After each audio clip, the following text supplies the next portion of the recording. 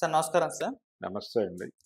Sir 'Mahesh Babu' గారి birthday సందర్భంగా ఈ ఆగస్టు 9న 'అతడు' సినిమా అంటే 'మహేష్ బాబు' గారి కెరీర్‌లోనే ఒక మంచి హిట్ సినిమా అది. సో, ఇప్పటికి కూడా మన టీవీల్లో వస్తే కూర్చుని మరి చూసుకునే సినిమా సార్ అది. సో, దాన్ని రిలీజ్ చేస్తున్నారు. ఈ నేపథ్యంలోనే మొన్న ఒక ప్రెస్ మీట్ పెట్టారు ఈ సినిమాకి సంబంధించి. సో, దీనికి పార్ట్ 2 కూడా ప్లాన్ చేస్తున్నాం అన్నట్టుగా మురళీమోహన్ గారైతే మాట్లాడడం జరిగింది. అంటే పార్ట్ 2 తీస్తే మంచి సబ్జెక్ట్ అవుతుంది. కాకపోతే సేమ్ టీమ్ కావాలి అన్నట్టుగా ఆయన మాట్లాడారు. మరి ఇప్పుడున్న పరిస్థితుల్లో మహేష్ బాబు గారి డేట్స్ గానివ్వండి, ఇవన్నీ కూడా వర్కౌట్ అయ్యి పార్ట్ 2 వచ్చే అవకాశం ఉందా? పార్ట్ 2 సాధ్యమేనా సార్? అంటే 'జయభేరి' సంస్థని ఒక రకంగా ప్రొడక్షన్ నుంచి దూరం జరిపిన సినిమా కూడా అతడే. ఓకే. అంటే ఆ సినిమా తర్వాత వాళ్ళు తిరిగి ప్రొడక్షన్‌లోకి రాలేదు. ఆ టైంలో వినిపించిన మాట ఏంటంటే, ఆ సినిమాకైనటువంటి బడ్జెట్టు, ఆ సినిమాకైన బిజినెస్ అవి 2 కూడా మ్యాచ్ కాలేదు. అంటే ఖర్చు ఎక్కువైంది, వ్యాపారం తక్కువైంది. దాంతో అతి కష్టం మీద బ్రేక్ ఈవెన్ అయింది అనేది అప్పటి మురళీమోహన్ గారి అభిప్రాయం. ఓకే. అయితే తర్వాత ఇతరత్రా రకరకాలుగా అంటే రిపీట్ రన్స్, దాన్ని తిరిగి అమ్మకాలు రకరకాలుగా దాన్ని వ్యాపారం చేసుకున్నాము.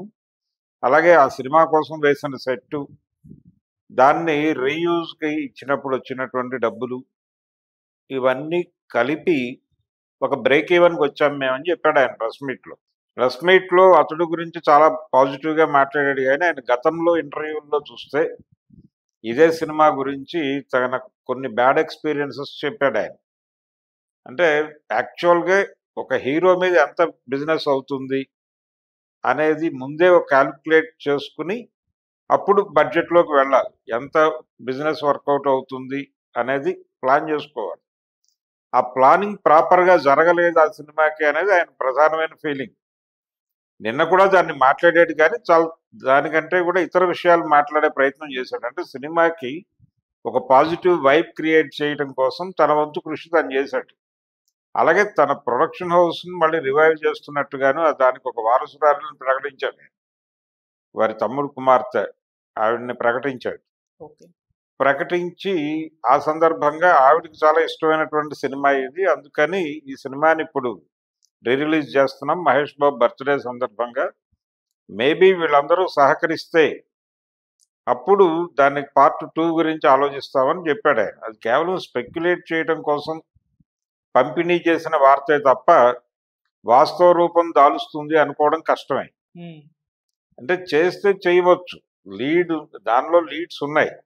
అంటే చివరిలో 'ప్రకాష్ రాజు', 'మహేష్ బాబు' కూర్చొని ఒక డైలాగ్ ఉంటుంది.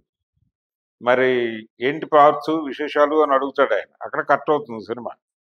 కాబట్టి దాన్ని లీడ్ తీసుకొని ఏమిటి విశేషాలు అనేది తను చెప్పడం దగ్గర మొదలుపెట్టి రకరకాల విషయాలులోకి డ్రైవ్ చేయొచ్చు దాన్ని. అయితే ఆ కథకి మూలం ఉంది. అది త్రివిక్రమ్ గారు రాసినటువంటి కథగానే ప్రపంచంలో చలామణి అవుతోంది గానీ, దానికొక పునాది ఉంది. ఆ పునాది ఏంటంటే, ఎద్దనపూడి సులోచనారాణి గారు రాసినటువంటి 'పార్థు' అనేటువంటి నవల. హ్మ్. ఇందులో ఆ క్యారెక్టర్ పేరు కూడా 'పార్థు' అనే వాడారు. అవును. ఆ 'పార్థు' ఇంట్లోంచి వెళ్ళిపోయి నానా కష్టాలు పడి వెనక్కొస్తాడు. ఆ 'పార్థు' క్యారెక్టర్‌ని తీసుకొని, దానికి షాడో క్యారెక్టర్ ఒకటి, ఒక హైడ్ కిల్లర్ క్యారెక్టర్ క్రియేట్ చేసి, ఈ 2 పాత్రల్ని మిక్స్ చేసి ఒక వంటకం వండాడాయన. అలా ఈ 'పార్థు' అనే పాత్రకు ఒక పునాది ఉంది. ఆ పునాది, ఫ్యామిలీ, అతను తిరిగొచ్చిన తర్వాత కుటుంబం ఎలా ఉంటుంది, ఇవన్నీ ఉంటాయి దానిలో. అలాగే ఈ ఫ్యామిలీలో రిలేషన్సు, ఈ 'త్రిష' క్యారెక్టరు, వాళ్ళ అత్తయ్యలు వీళ్ళందరూ, వాళ్ళ మధ్య ఉండేటువంటి సాన్నిహిత్యం, ఏదో కోల్పోయి వెళ్ళిపోయాను, ఇంత బాగుంటుందని తెలిస్తే వెళ్ళేవాడిని కాదు. ఇవన్నీ కూడా అక్కడి నుంచి తీసుకున్నవే. 'పార్థు' నవల నుంచి తీసుకున్నవే. అలా చాలా ఎమోషనల్ డ్రామా ఉంటుంది. అదంతా తీసుకొని దీనిలో వాడుకుంటూ దానికొక షాడో క్యారెక్టర్‌ని, ఒక యాక్షన్ బ్యాక్ డ్రాప్ ఉండేలాగా డిజైన్ చేసుకున్నాడాయన. దానికోసం 2, 3 ఇంగ్లీష్ పుస్తకాలు, నవలలు, సినిమాలు ఇవన్నీ వాడుకున్నాడాయన. వాడుకొని మొత్తానికి ఒక వంటకాన్ని అద్భుతంగా తయారు చేసి ఆయన ముందుంచాడు. హ్మ్. మురళీమోహన్ గారి ముందు. నిజానికి త్రివిక్రమ్ మొదటి సినిమా మేమే చేసుండాల్సింది. అయితే అతనికి 'స్రవంతి'తో ఆల్రెడీ ఒక కమిట్మెంట్ ఉండటం వలన మొదటి సినిమా అక్కడ చేశాడు. తరుణ్‌తో చేశారు. తరుణ్ శ్రేయాతో చేశారు, నువ్వే నువ్వే అనే టైటిల్తో. అది లో బడ్జెట్ సినిమానే కంపారిటివ్ గా. ఆ తర్వాత వీళ్ళ బ్యానర్లోకి వచ్చిన తర్వాత తను కొంచెం ఫ్రీ హ్యాండ్ ఇచ్చారు. వీళ్ళ ఫ్రీ హ్యాండ్ ఇవ్వడంతో ఆయన చొరవ చేసి తను అనుకున్న సినిమా తీశాడు. ఆ అనుకున్న సినిమా మార్కెట్కి బడ్జెట్కి వర్కౌట్ అవని సినిమాగా మారటం వలన ఫర్దర్గా జయభేరిలో సినిమాలు రాలేదు. కాబట్టి ఇప్పుడు ఆ పెయిన్స్ అన్ని మర్చిపోయాడు ఆయన, వదిలేశాడు. వదిలేసి పార్ట్ 2 చేయడానికి ప్రయత్నం చేస్తున్నామని చెప్పాడు. ఇది ఎంతవరకు మెటీరియలైజ్ అవుతుంది అనేది గ్యారంటీ లేవు. కానీ ఈ సినిమా రిలీజ్ అయ్యే వరకు ఈ స్పెక్యులేషన్ నడుస్తుంది. ఈ మూడ్తో సినిమా చూస్తారు జనాల అభిమానులు. ఈ మూడ్ క్రియేట్ చేయడం కోసం చెప్పిన మాటగానే చూస్తున్నాను నేను. అది ఎట్లా మెటీరియలైజ్ అవుతుంది, మహేష్ బాబు త్రివిక్రమ్ కాంబో వర్కౌట్ చేయాలి.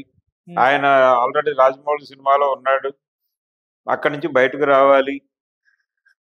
ఈ లోపు ఆయనకి కొత్త మార్కెట్లు ఓపెన్ అవుతాయి. కొత్త మార్కెట్లు ఓపెన్ అయిన తర్వాత కొత్త ప్రాజెక్ట్స్ ఓపెన్ అవుతాయి. కాబట్టి అంత ఈజీ కాదు అది ఆ వ్యవహారం. కాకపోతే అంబిషియస్గా ఉన్నాడు ఆయన. అంబిషియస్గా ఉండటం మాత్రమే కాకుండా ఒకటి శుభవార్త, జైభేరి అనేటువంటి సంస్థ ఇక నుంచి సినిమాలు తీస్తుంది రెగ్యులర్గా కొత్త తరహా స్క్రిప్టులతో అని చెప్పారు. ఒక హోప్ అది. కొంతమంది అప్రోచ్ అవ్వచ్చు వాళ్ళు కొత్త తరహా స్క్రిప్టులతో. కొంతమంది దర్శకులు అప్రోచ్ అవడానికి ఒక అడ్రస్ దొరికింది ఇప్పుడు. అది ప్రాపర్ అడ్రస్సే. గతంలో చాలా విజయవంతమైన సినిమాలు తీసినటువంటి బ్యానర్. అయితే ఆ జైభేరి అనేటువంటి టైటిల్ ఆయనకి ఇచ్చింది గిరిబాబు. యాక్చువల్గా జైభేరి అనే బ్యానర్లో సినిమాలు తీసిన వాడు, మొదట ప్రారంభించిన వాడు గిరిబాబు. దేవతలారా దీవించండి, సింహగర్జన రెండు జైభేరి బ్యానర్లోనే ఉంటాయి. ఆ తర్వాత ఆ బ్యానర్ ఈయనకి ఇచ్చేసాడు. ఆయన ఇచ్చేసి మాధవి చిత్రాన్ని వేరే వాళ్ళ అమ్మాయి పేరుతోనే ఏదో ఒక బ్యానర్ పెట్టుకుని అందులో సినిమాలు తీశాడు, ముద్దు ముచ్చట అవన్నీ ఆయన. అట్లా గిరిబాబు మురళీమోహన్ మధ్య ఉన్న స్నేహంతో ఈ జైభేరి అనేది ఆయన కాంపౌండ్కి వచ్చింది. తర్వాత ఆయన వ్యాపారాలన్నీ జైభేరితోనే నడిచినాయి. అలా ఆ పేరుతో ఒక లింక్ ఉంది ఆయనకి. ఆ లింక్ని కొనసాగించడం కోసం ఇప్పుడు వాడి వారసురాలు ప్రయత్నం మొదలుపెట్టింది. ఒక నడక. ఆ నడక ఎలా ఉంటుంది, ఎలా నడుస్తుంది అనేది చూడాలి. కిషోర్ గారు వీళ్ళందరూ ఉన్నారు వెనకాల. కాబట్టి బాగానే ఉంటుంది అని అనుకుందాం. వాళ్ళు సినిమాలు తీస్తే మంచిదే. పైగా ఆవిడ ట్రైన్డ్, పైగా కొంత ఎగ్జిక్యూషన్ కి సంబంధించిన అనుభవం గడించి వస్తుంది అని కూడా ఆయనే చెప్పాడు ఆ అమ్మాయి.